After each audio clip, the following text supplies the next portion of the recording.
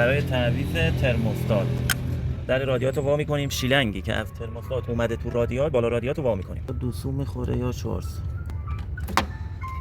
ماشین داغ باشه دستتون رو می‌سوزونه. راحت دیگه. نه چی چرز میشه.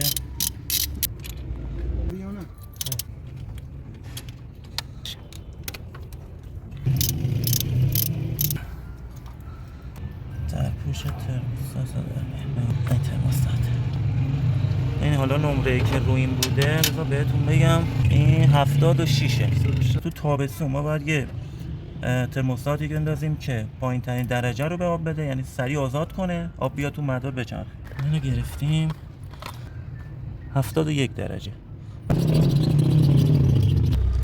تمیز میکنید دیگه، نگاه کنید الان. ببین واشر نوعشه، اینا معمولا یه بار مصرفه، یعنی یه بار بسیدی دوباره بخوای واکنی ببندی دوباره باید نو بندازی. اینم کونه قدیمیشه. از این چسبای زیپر مخصوص آببندی ماشین.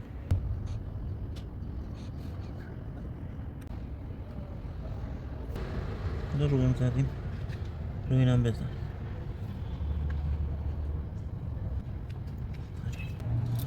ترموستات رو میبندیم، واشر رو میندازیم.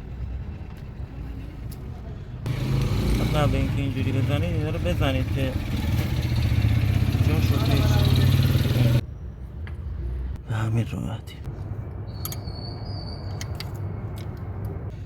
بریم برا زدن این لایک و فالو یادتون نره. اگه بدونید ما چقدر گرممونه خب بریم برا بستن کوهش.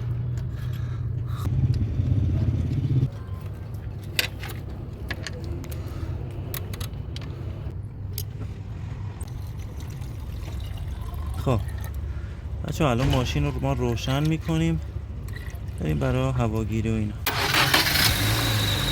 رادیات رو نمیبندیم برای اینکه هواگیری کنیم، چون آب تو مدار یکم کم شده دیگه. تا از داخل ترموستات که واکنه آب بیفته تو چرخش، این آب میره داخل، یعنی آبی که الان تو رادیاتور میره تو جایگزین میشه. هر چی کم کرد پرش میکنیم. این روندم معمولا حالا 3 دقیقه 4 دقیقه، حالا یه فن بزنه که خیلی بهتره. این آب رفت پایین، آره پرش میکنیم اینا. نگاه خب بابا داره میاد بیرون، نگاه این هواگیریه دیگه. نگران نباشی که آی تا خرتن آب خوره یا هر چی، این مسیر تخلیه میشه، میاد تو. مرسی که با ما بودید.